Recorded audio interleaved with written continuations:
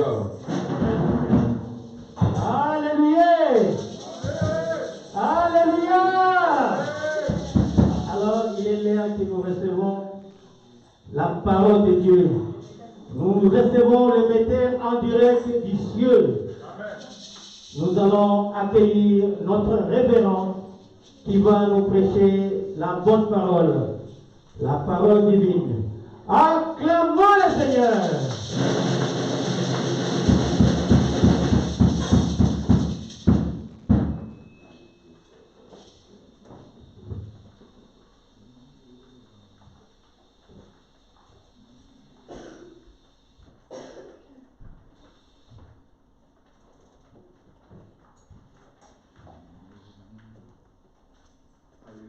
Amen. Amen.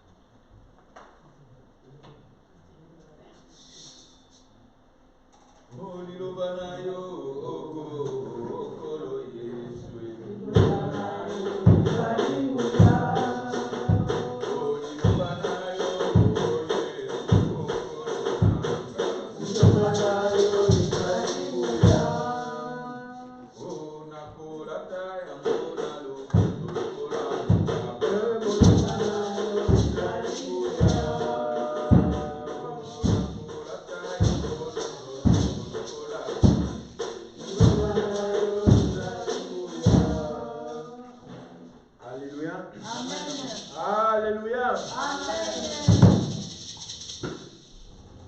Et bonjour à tout le monde. Je suis très heureux d'être devant vous pour partager la parole du Seigneur. Et la semaine passée, notre évangéliste nous a dit, nous a parlé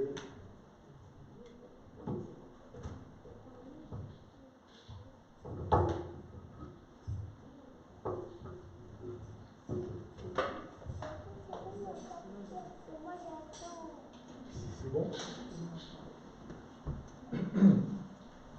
Donc c'était pour qu'elle soit prête pour filmer.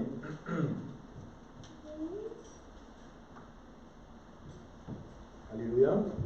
Donc voilà, et l'évangéliste Godefroy nous a vraiment bénis la semaine passée et il nous a demandé vraiment de mettre en ordre notre vie,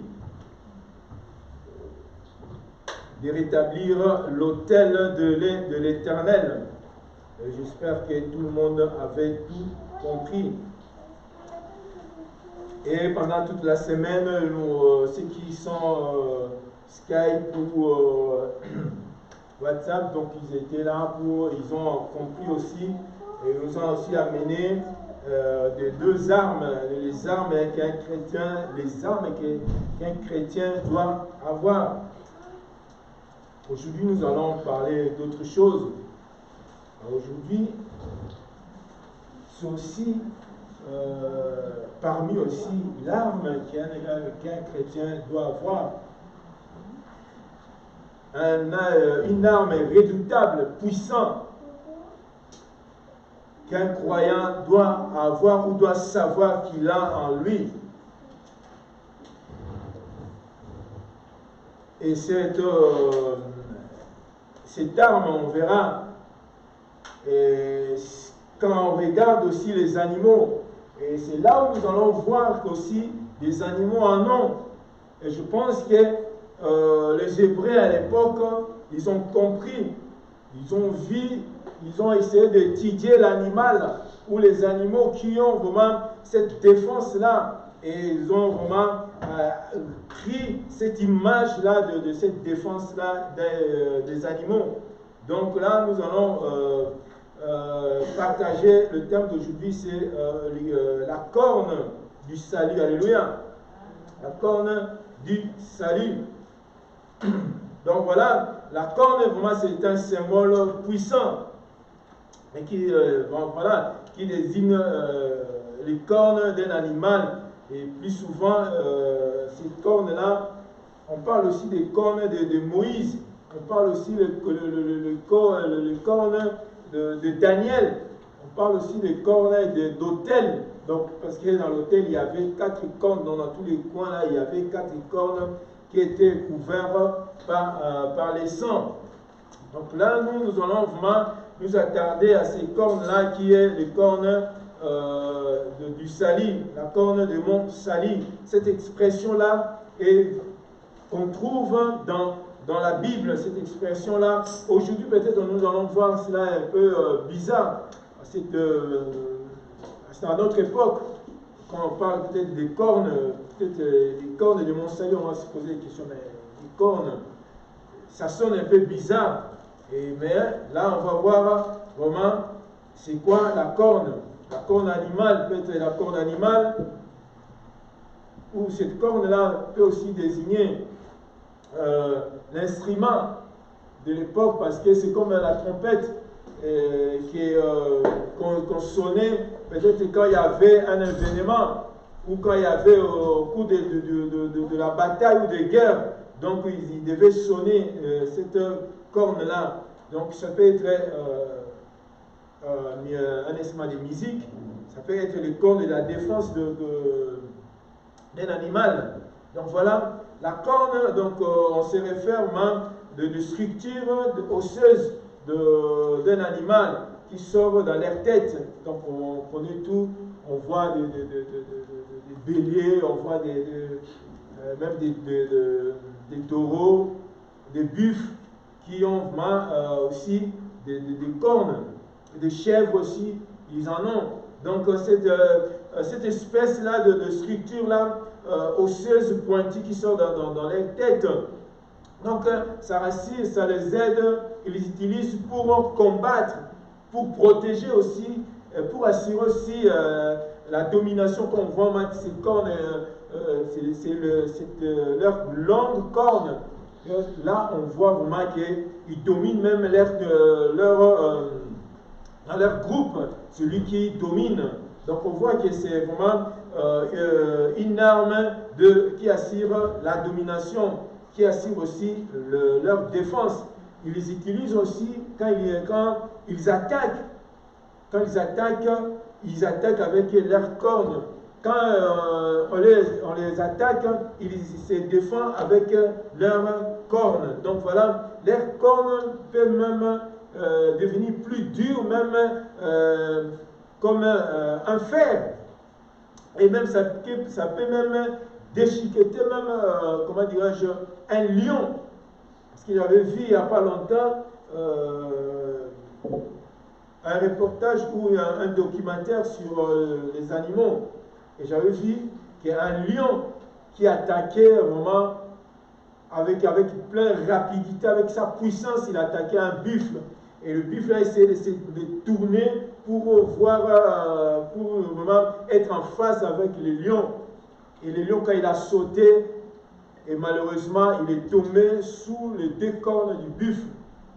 Et je pense que ça lui a touché l'organe vital.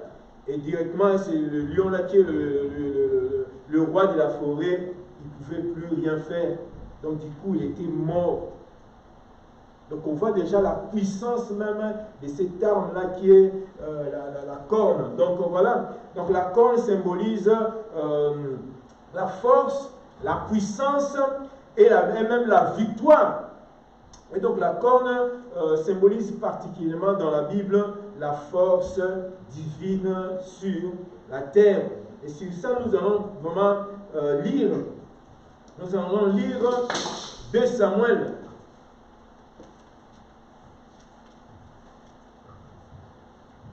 2 Samuel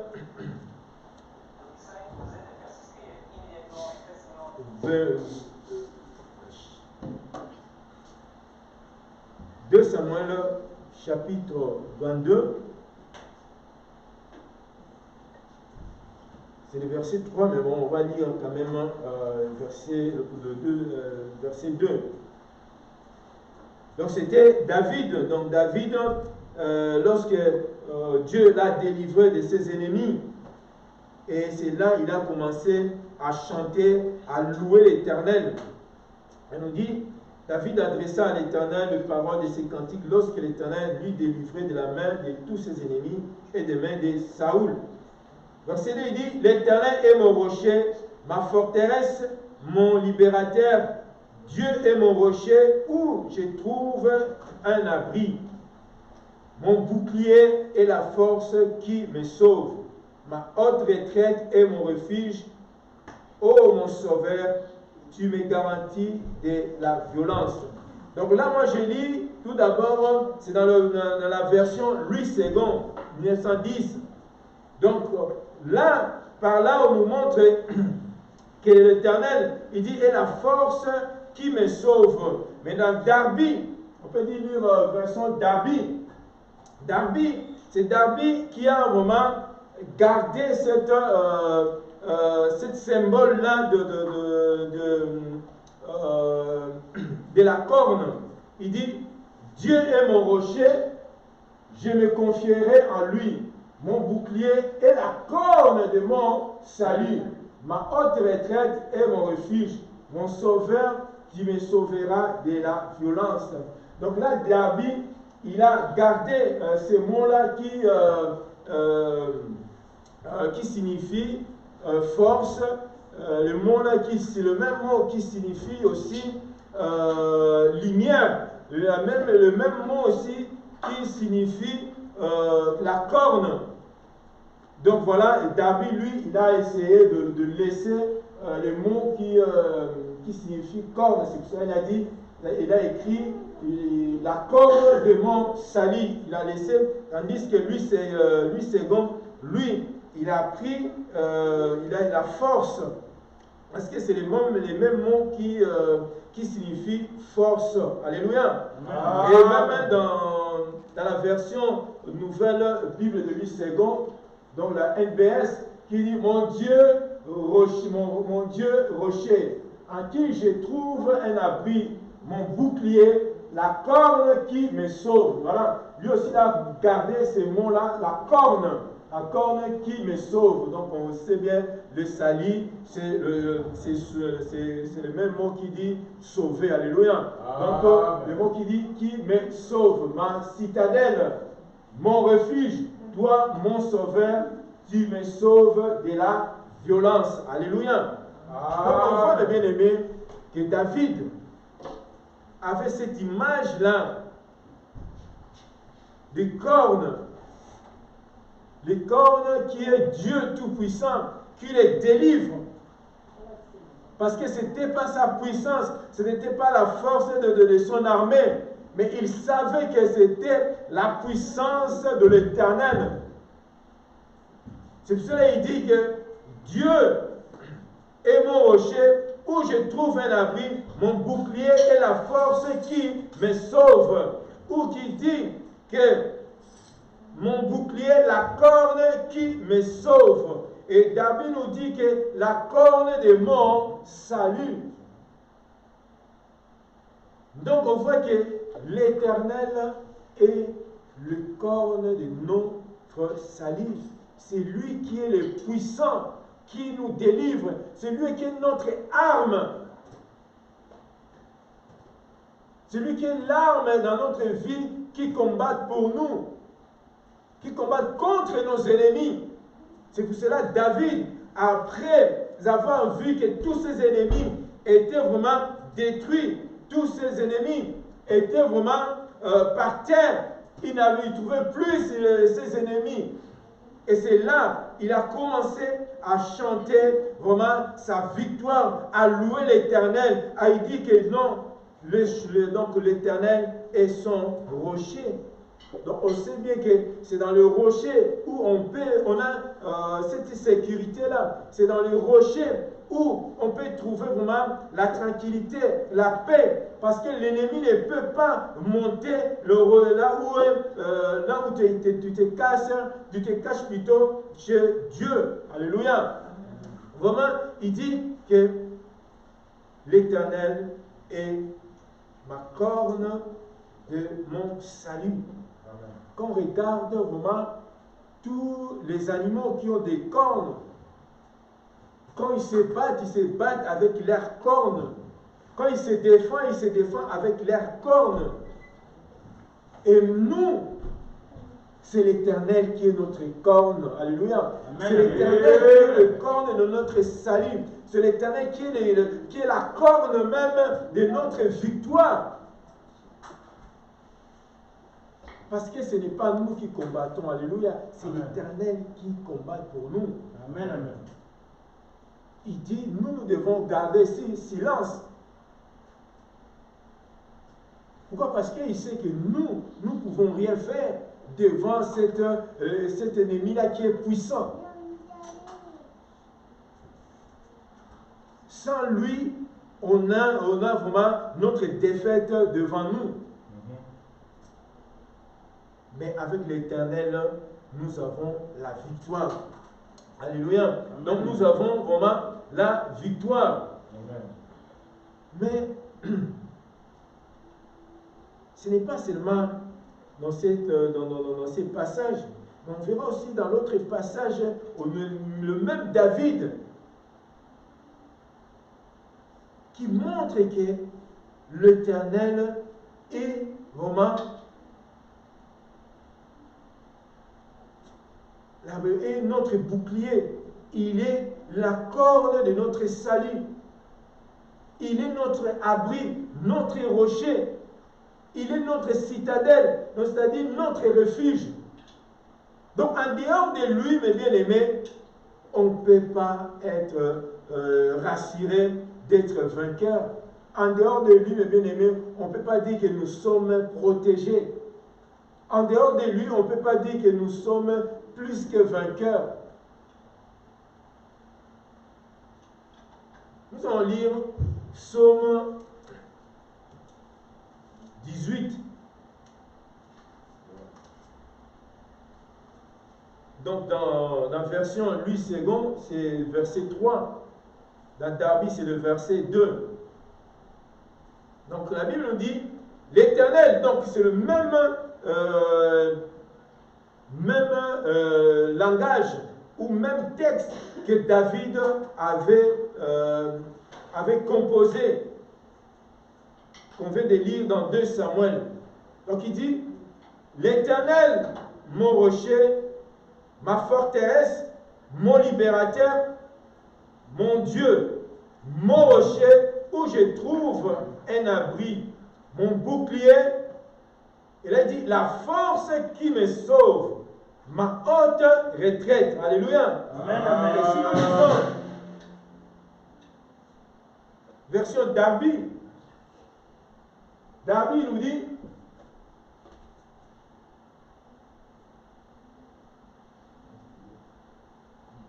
ce n'est pas le verset 2.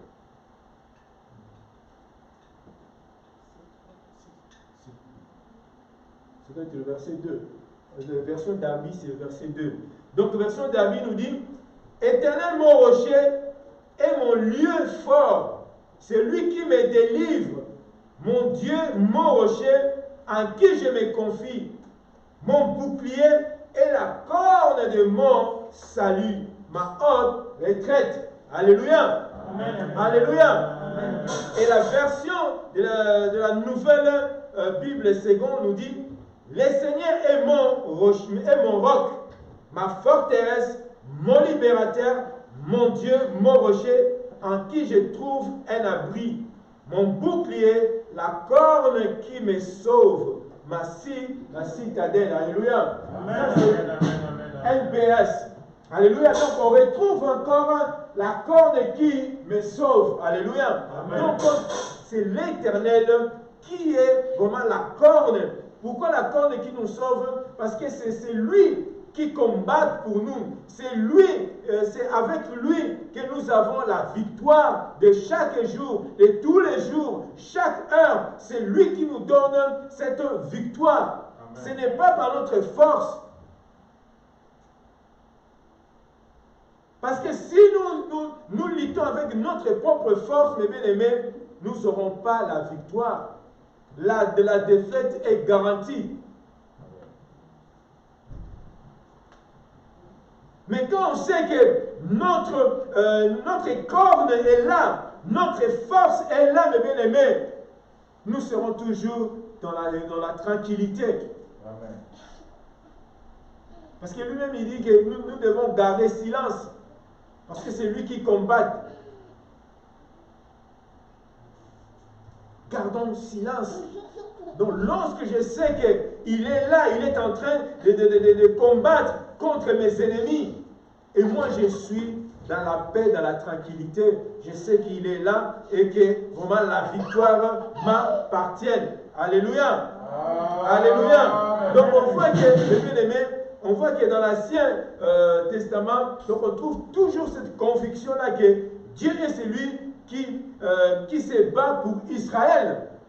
Donc c'est lui qui est fort et qui obtient la victoire sur les ennemis de son peuple. Donc c'est la même chose pour nous en tant qu'enfants de Dieu. Donc nous devons nous rassurer que le Seigneur livre un combat acharné contre nos ennemis et nous donne la victoire. Amen. C'est pour cela David crie. David il voit que vraiment la corne de son salut. Il dit que la corne de mon salut. Donc on voit par là que David il voit par là que Dieu est sa défense. Parce qu'il dit que c'est mon bouclier. Et on voit aussi que c'est son offense. Parce qu'il dit que sa corne, on voit que sa corne est mortelle. Ce n'est pas seulement mortel, mais elle est puissante. Donc il n'y a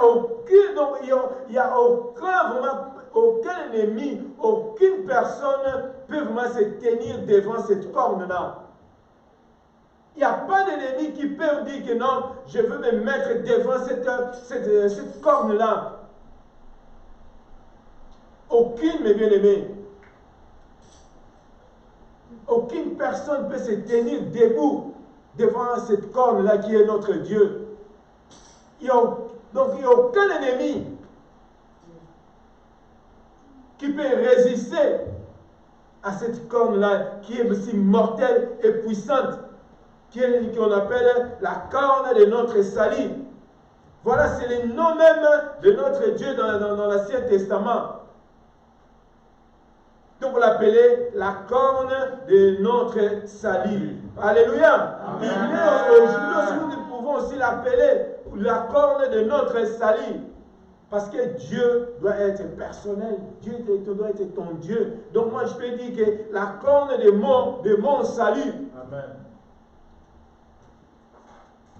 La corne de mon salut. Mais par là, mes bien-aimés, ce n'est pas seulement dans l'Ancien Testament, mes bien-aimés, mais dans le Nouveau Testament aussi, Luc nous en parle.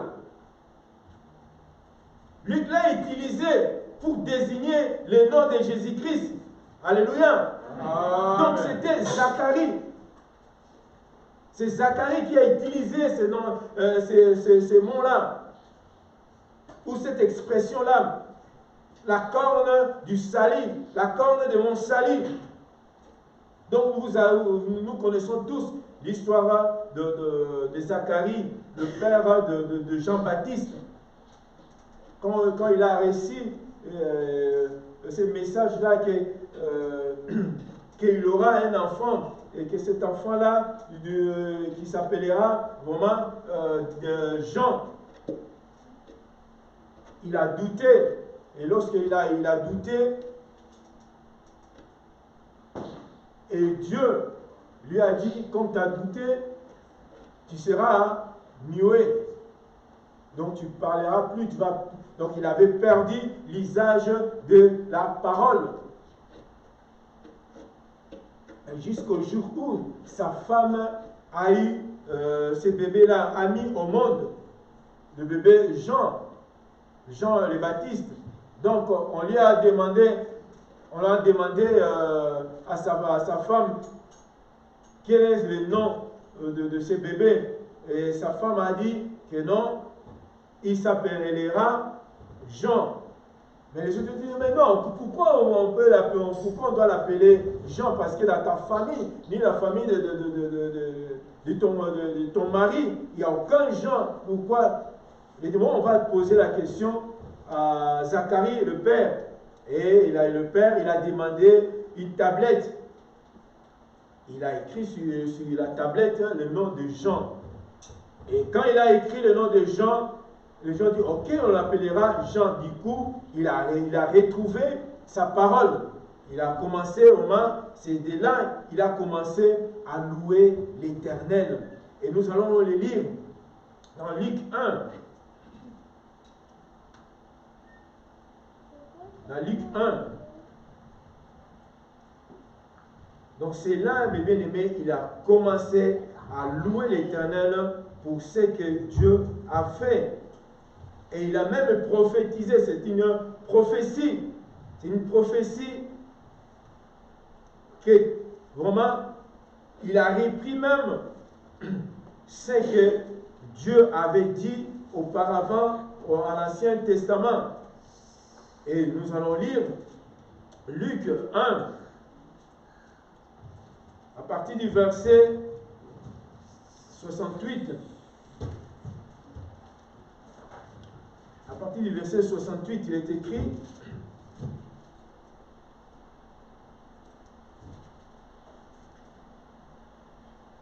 donc on peut même commencer 67. Zacharie, son père, fut rempli du Saint-Esprit et prophétisa en ces mots: Béni soit le Seigneur, le Dieu d'Israël, ce qu'il a visité et racheté son peuple. Donc on voit, mes bien-aimés, lorsqu'il est passé dans le silence absolu, donc il ne pouvait pas parler, il était vraiment dans le silence. Je pense qu'il était toujours avec Dieu. C'est pour cela, mes bien-aimés, qu'à un moment donné, il faut être dans le silence. À un moment donné, il faut arrêter de trop parler, mais te concentrer, alléluia, te concentrer devant l'Éternel. Et là, il nous dit, fut rempli du Saint-Esprit, il prophétisa en ces mots: Béni soit le Seigneur, le Dieu d'Israël, de ce qu'il a visité et racheté son peuple. Donc on voit ici qu'il a prophétisé, il a dit que non, béni soit le Dieu d'Israël qui est venu, pas seulement visiter, mais racheter son peuple. Amen. Verset 69, il dit: Et nous a suscité un puissant sauveur dans la maison de David, son serviteur. Il a suscité un puissant sauveur dans la maison de son serviteur David. Amen. Il continue, il dit: comme il avait annoncé par la bouche de ses saints prophètes des temps anciens, un sauveur qui nous délivre de nos ennemis et la main de tous ceux qui nous haïssent. Alléluia. Amen. Alléluia. Amen. Donc ça, c'est la version Luc second. Mais si on lit maintenant la version Darby, qu'est-ce qu'il est écrit?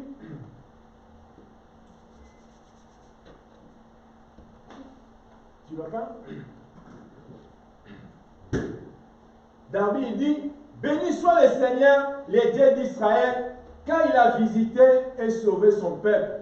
Il nous a suscité, voici encore le mot qui revient, il nous a suscité une corne de délivrance dans la maison de David, son serviteur.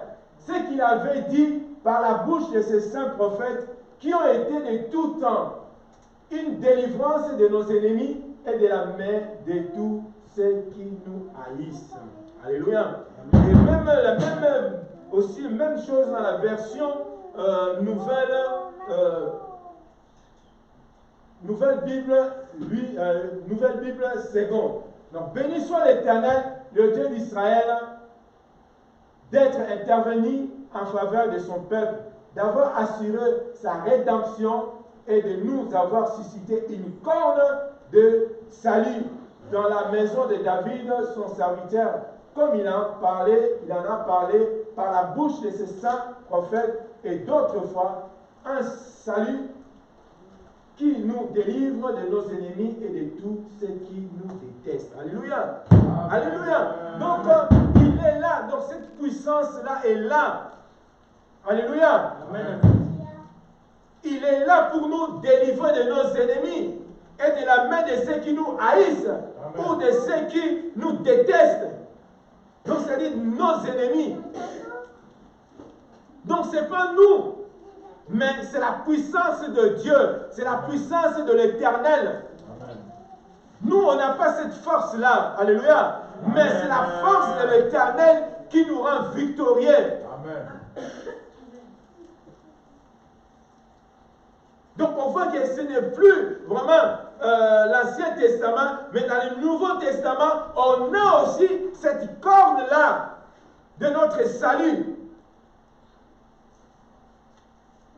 Parce que Zacharie nous dit que c'est selon qu'il avait dit par la bouche de ces saints prophètes qui a été du temps, de l'autre temps. Dans l'ancien temps, qu'il va envoyer un sauveur qui va nous délivrer. On sait que ce sauveur-là, c'est qui? C'est Christ. C'est Jésus-Christ. Alléluia. C'est Jésus-Christ qui est notre corps, donc la corne de notre salut. Qui est la puissance de notre salut. Qui est la puissance de notre victoire. C'est Jésus-Christ. Alléluia. Donc c'est Jésus-Christ. Donc là, ces textes qu'on vient de lire nous montrent que Jésus-Christ est la corne de notre salut. Parce qu'il est une arme mortelle et puissante, mes bien-aimés, contre nos ennemis. Lorsque j'ai Jésus-Christ avec moi, mes bien-aimés, j'ai une arme puissante. Amen. Alléluia. Amen. J'ai une arme puissante.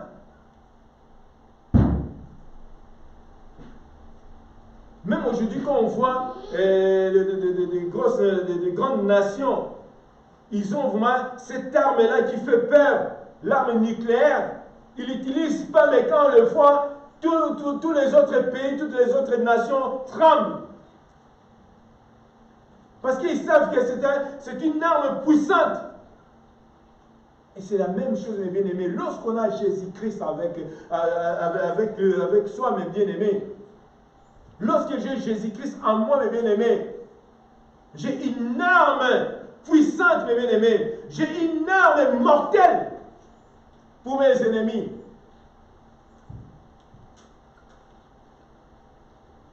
Même lorsqu'on voit le rhinocéros, sa corne, ça fait peur même à ses ennemis. Ce n'est pas mince son corps, mais c'est sa corne qui fait peur à ses ennemis. Parce qu'ils savent que si vraiment il lui donne un coup de sa corne, ça sera fatal, un coup fatal. Un coup mortel. C'est la même chose, mes bien-aimés. C'est pour cela même apôtre Paul dit, ce n'est plus moi qui vis, c'est Christ qui vit en moi. Donc nous avons cette corne-là, mes bien-aimés. Nous ne devons pas avoir peur, mes bien-aimés. Pourquoi? Parce que nous avons cette corne-là. La corne de notre salut. C'est Jésus-Christ qui a laissé son trône, qui est descendu pour nous, qui a pris notre place à la croix, qu'il est mort à la croix et qu'il est ressuscité au 3e jour. Et Dieu l'a fait monter jusqu'à sa droite. Et lui ont donné un nom qui est au-dessus de tout le nom. Et il a écrasé la tête du serpent. Alléluia. Et mes bien-aimés, lorsque nous savons cela, mes bien-aimés, nous ne devons pas avoir peur. La Bible nous dit, nous sommes plus que vainqueurs. Parce que c'est lui qui nous a aimés. Donc lorsque j'ai Christ avec moi, je suis plus que vainqueur. Je recule devant rien. Pourquoi? Parce que j'ai en moi cette arme-là puissante et mortelle. Lorsque j'avance, l'ennemi doit reculer. Alléluia. L'ennemi doit reculer. Donc nous devons vraiment avoir cette conscience-là que non, que j'ai une arme mortelle et puissante en moi qui est Jésus-Christ. J'ai cette corne-là, la corne de mon salut. Amen.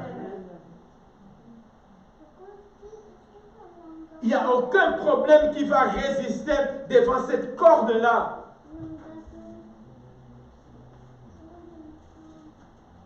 Lorsque je m'approche, ces problèmes-là doivent reculer. Tout genou doit fléchir devant ces cornes-là. Alléluia. Amen. Donc nous avons, mes bien-aimés, cette puissante arme. Donc ça a été déjà prophétisé par Zacharie, qui est le père de Jean-Baptiste.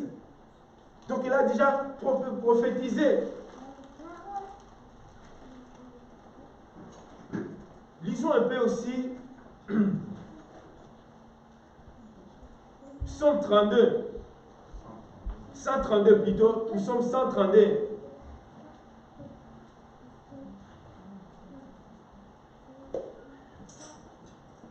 Donc ça a été déjà dit depuis longtemps, mes bien-aimés, depuis l'ancien temps, qu'aujourd'hui, nous possédons cette même arme, cette même puissance qui agissait à l'époque. Psaume 132. Il dit, ça c'est la version lui, c'est bon, il dit, là je lèverai la puissance de David. Je préparerai une lampe à mon oint. Je revêtirai de honte de ses ennemis, et sur lui brillera sa couronne. Version Darby. Il dit, là je ferai germer la corne de David. Alléluia. Amen. Là je ferai germer la corne de David. Je préparerai une lampe à mon oint. Je revêtirai de honte de ses ennemis, et sur lui fleurira sa couronne. Et la version NPS, il dit, là je ferai pousser une corne pour David. Alléluia. Il dit, là je ferai pousser une corne pour David. Je disposerai une lampe pour l'homme qui a reçu mon onction. Je revêtirai ses ennemis de honte, et sur lui brillera son diadème. Alléluia, mes bien-aimés. Alléluia. Amen. Donc, mes bien-aimés, David était le plus grand roi d'Israël. Il était modèle de l'espoir messianique. Un nom messianique pour Jésus-Christ, dans le corne de David. Donc, on voit aussi que Jésus-Christ a un royaume puissant, comme celui de David. Donc, mes bien-aimés, Dieu a dit quoi? Il dit qu'il va pousser une corne pour David. Donc, cette corne-là, il a poussé, c'est pour nous. Cette puissance-là, cette force-là est pour nous. Alléluia. Amen. Cette force-là est pour nous, afin qu'il dit que pour que ses ennemis soient revêtus quoi? De la honte. Alléluia. Donc nos ennemis, mes bien-aimés, lorsqu'on a cette puissance-là, lorsqu'on a Jésus-Christ, qui est la corne de notre salut, qui est la corne de notre victoire, mes bien-aimés, nos ennemis sont couverts de la honte. Amen. Parce qu'ils sont déjà terrassés. Ils sont déjà détruits en avance par la puissance de Jésus-Christ. Voilà, c'est ce qu'on appelle la puissance spirituelle. On ne voit pas cette corne-là. On ne voit pas. C'est un domaine spirituel. Alléluia. Amen, amen. C'est dans le domaine spirituel. Donc, mes bien-aimés, tout ce que nous, en tant qu'enfants de Dieu, on a besoin, c'est la corne de notre salut. Si nous voulons vraiment avoir la victoire, laissons la corne de notre salut, qui est Jésus-Christ, dans notre vie.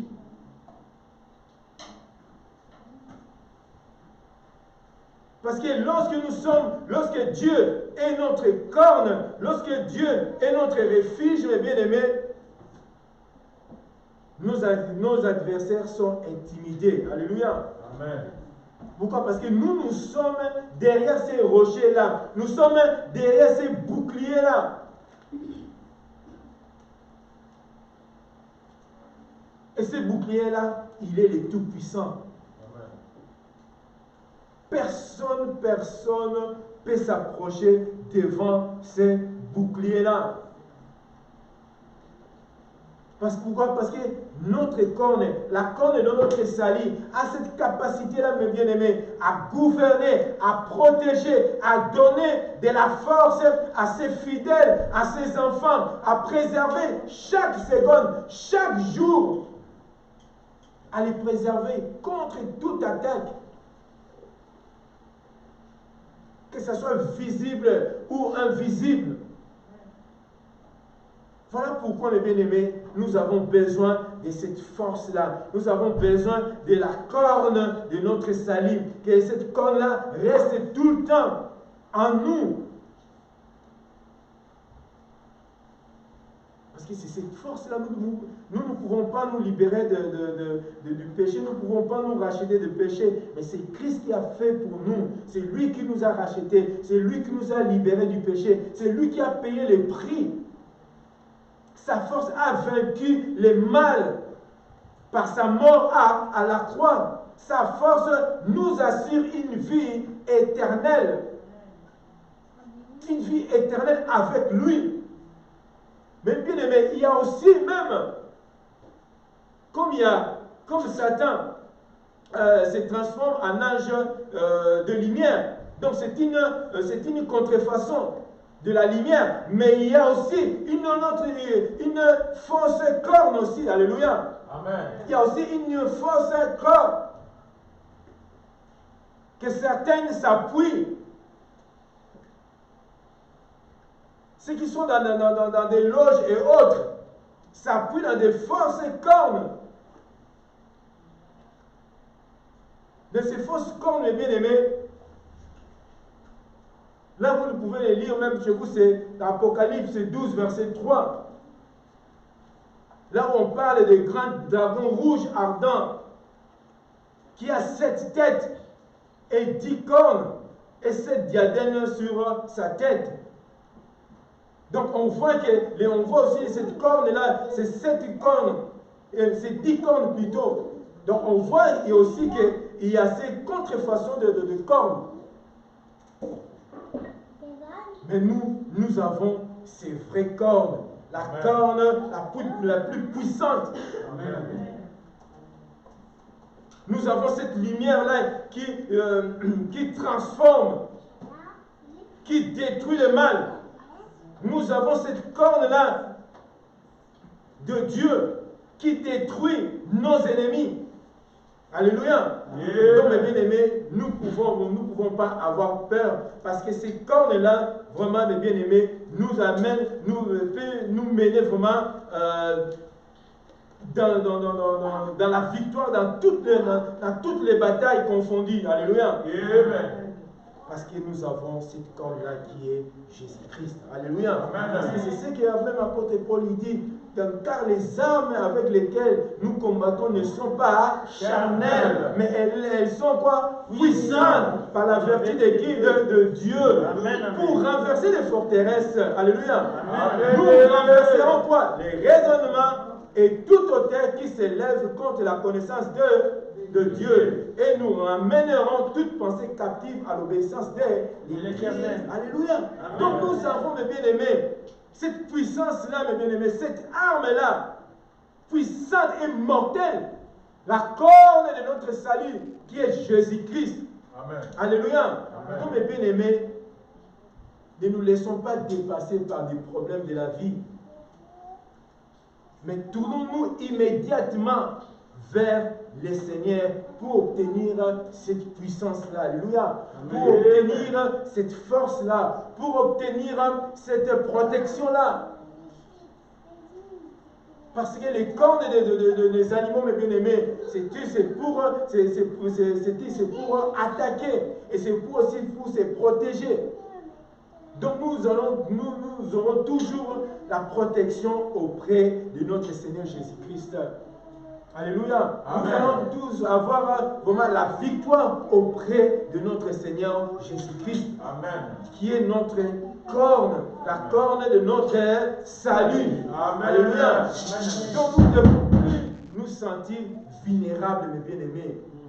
Nous ne pouvons pas nous sentir faibles. Mais ne pensons plus, mes bien-aimés, que nous marchons, nous sommes en train de marcher seuls dans ce monde vraiment qui est redoutable. Amen. Mais non, mes bien-aimés, nous avons avec nous cette corne-là qui est le corne de notre salut. C'est cette corne-là qui combat pour nous. Alléluia. C'est cette corne-là de notre salut qui combat pour toi, ma soeur, pour toi, mon frère. Donc nous ne devons pas avoir peur, mais ayons seulement confiance à cette corne-là de notre salut. Alléluia. Amen.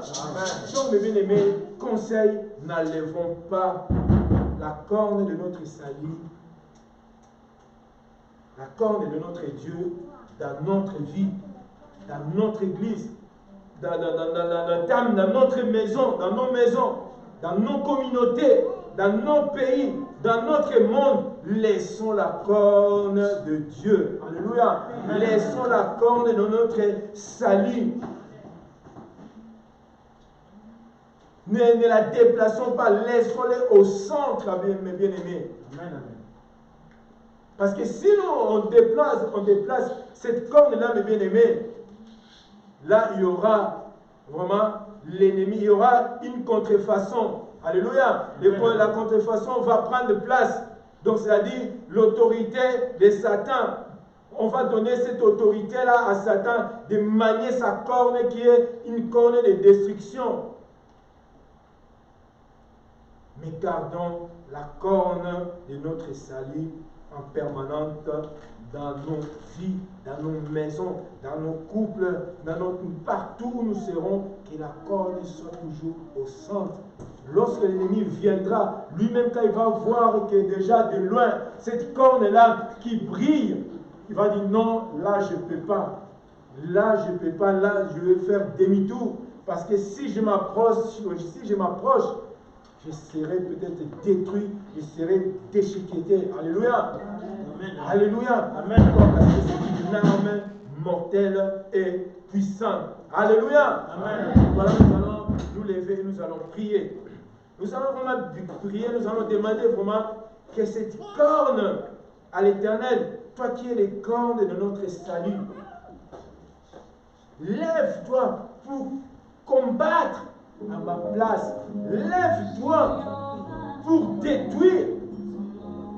Je ne sais pas, peut-être tu as ceux qui résistent, mais dis-toi qu'avec la corne de notre salut, avec la corne de ton salut, rien ne peut résister. Demande à cette corne-là de se lever et de combattre à ta place. Prions.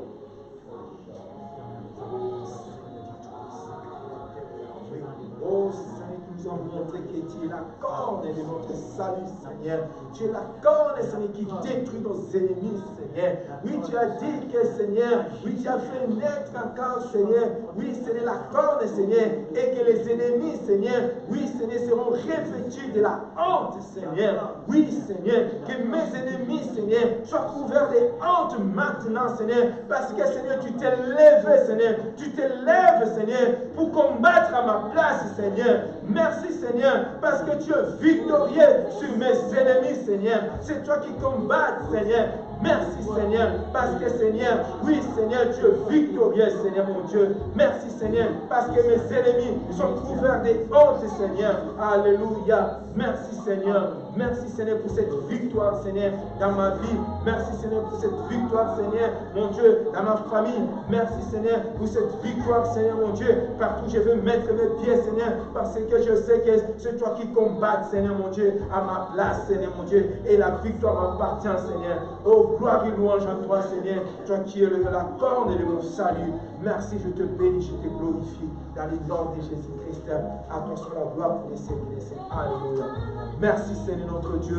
Merci encore Seigneur, parce que Seigneur, nous croyons que tu t'élèves Seigneur pour combattre à notre place Seigneur. Merci Seigneur, parce que tu es victorieux Seigneur sur nos ennemis. Et nos ennemis sont couverts de honte Seigneur. Merci Seigneur, nous te louons, nous te bénissons. Aide-nous Seigneur à compter Seigneur sur ta force Seigneur pour nous protéger, pour nous guider Seigneur. Merci Seigneur, toi qui es la corne de notre salut. Seigneur, laisse-nous Seigneur te servir Seigneur tous les jours Seigneur, sans que Seigneur, mon Dieu, attende Seigneur la paix Seigneur en nous Seigneur. Au nom de Jésus-Christ, gloire et louange à toi Seigneur. Amen. Amen. Amen. Acclamons le Seigneur.